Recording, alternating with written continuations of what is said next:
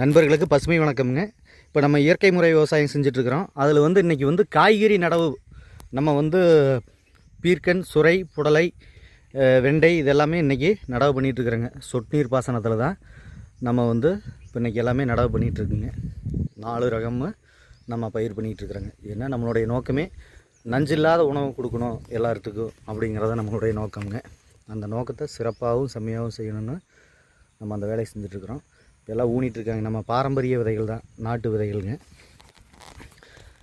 சுரைக்காயில் பார்த்தீங்கன்னா கும்ப சுரை அப்படின்னு சொல்லுவோம் இல்லைங்க, அந்த வெள்ளைக்காய்ங்க, குண்டு சுரை, சட்டி சுரைன்னு சொல்லுவோம் அந்ததுங்க.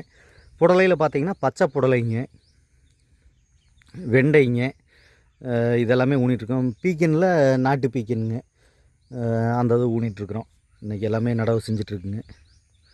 அதனால் நம்ம எப்படி என்னென்ன முறையில் பண்ணுறோம் இயற்கை முறையில் அப்படிங்கிறத நம்ம தொடர்ச்சியாக வீடியோ பதிவு போடுவோங்க. ஏன்னா நம்ம நம்பகத்தன்மையோடு பயணிச்சுக்கிட்டு இருக்கிறோம். அதனால் விவசாயிகள் எல்லாத்துக்கும் நம்மளுடைய நோக்கமே நஞ்சில்லாத உணவை எல்லாத்துக்கும் கொண்டு போய் சேர்த்தணும் அப்படிங்கிறது தான். அதனால் அதை சீரும் சிறப்பாக செய்யணுங்கிற ஒரு இதில் முன்னெடுத்து செஞ்சிட்ருக்குறேங்க. ஏன்னா இன்றைக்கி வர்ற தொந்தரவுகள் பார்த்திங்கன்னா மனிதர்களுக்கு இந்த காய்கறி பூச்சிக்கொல்லி மருந்துனால தான் வருதுன்னு ஆய்வறிக்கை சொல்லுது. ஏன்னா அளவு கடந்த ரசாயனங்கள், பூச்சிக்கொல்லி மருந்துகள் இந்த காய்கறிகளுக்கு, கீரைகளுக்கு எல்லாமே தெளிக்கிறாங்க. அதை வணக்கி சாப்பிடையில அப்படியே அந்த பாய்சன் நம்ம உடம்புக்குள்ளே போயிருதுங்க. அதனால தான் இத்தனை பேருக்கு கேன்சர் வர்றது, கிட்னி போகிறது, எல்லாம் இவ்வளோ தொந்தரவுகள் வர்றதுக்கு காரணம் இதுதானுங்க. அது மக்கள் தெரிஞ்சு செய்கிறாங்களா தெரியாமல் செய்கிறாங்களான்னு தெரியலைங்க. விவசாயிகளும் இதுதாங்கிறது அவங்களுக்கு தெரியும். ஆனால் இருந்தாலும் அந்த புரிதல் இல்லாமல் நம்ம அதிக விளைச்சல் எடுக்கணும் அப்படிங்கிறத நோக்கத்தில் தான் இன்றைக்கி விவசாயிகள் எல்லாருமே செஞ்சிட்ருக்காங்க. வாங்கக்கூடிய நுகர்வோரும் அதே மாதிரி தான்.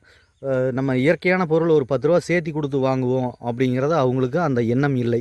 எவ்வளோ விலை குறைவாக கிடைக்குமோ அவ்வளோ குறைவாக நம்ம வாங்குவோம் அப்படிங்கிறதுல தான் இருக்காங்க. ஏன்னா எவ்வளோ குறைவாக நீங்கள் வாங்கினாலும் அது நஞ்சானது. அப்போ உங்கள் ஆரோக்கியத்துக்காக மறுபடியும் உங்களுக்கு ஒரு தொந்தரவுகள் வந்துருச்சுன்னா நீங்கள் மருத்துவமனையை நோக்கி செல்லணும். அங்கே போய் நீங்கள் கொடுக்குற பணம், செலவழிக்கிற பணம் பார்த்தீங்கன்னா உங்களுடைய ஆரோக்கியத்துக்காக பல லட்சங்கள் போயிடும்.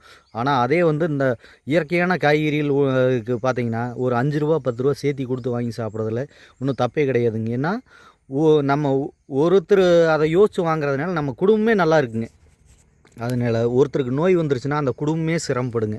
இந்த புரிதல் இல்லாமல் தான் இன்றைக்கி நிறைய நுகர்வோர் ஓடிட்டுருக்காங்க. அதனால் இதையெல்லாம் தவிர்த்து நல்ல பொருள் வாங்கி சாப்பிடுங்க. எந்த பகுதியில் உங்களுக்கு எந்த விவசாயிகள் உற்பத்தி பண்ணாலும் சரி, அது நஞ்சில்லாதான் இருந்தால் தாராளமாக வாங்கி சாப்பிடுங்க. உங்களுடைய ஆரோக்கியம் பாதுகாக்கப்படுங்க. அதனால் எல்லாருமே இயற்கை விவசாயம் செய்வோங்க. இயற்கை விவசாயத்துக்குள்ளே இன்னும் எல்லாத்தையும் உள்ளே கொண்டு வாங்க. எல்லோரும் நீங்கள் சொல்லுங்கள், நுகர்வோர் எல்லாருமே எங்களுக்கு நல்ல காய்கறி இயற்கையானது உற்பத்தி பண்ணி கொடுங்க அப்படின்னு சொல்லி உங்கள் பகுதியில் இருக்கிற விவசாயிகளுக்கு நீங்கள் ஊக்கம் கொடுங்க. 10 ரூபா சேர்த்தி கொடுத்து கூட நாங்கள் வாங்கிக்கிறோம், எங்களுக்கு நல்ல பொருளாக தரமானதாக உற்பத்தி பண்ணி கொடுங்கன்னு நீங்கள் விவசாயிகள்கிட்ட சொன்னீங்கன்னா கண்டிப்பாக அவங்களும் மாறுவாங்க. எல்லாத்துக்கும் நம்ம நஞ்சில்லாத உணவு கொடுக்கலாங்க. அதுதான் நம்மளுடைய நோக்கமே. அதனால் எல்லாருமே இயற்கை விவசாயம் செய்வோம். எல்லாத்துக்கும் நஞ்சில்லாத உணவுகளை உற்பத்தி பண்ணி கொடுப்போம். எல்லோரும் நலமோடும் வளமோடும் வாழ்வோங்க. நன்றிங்க.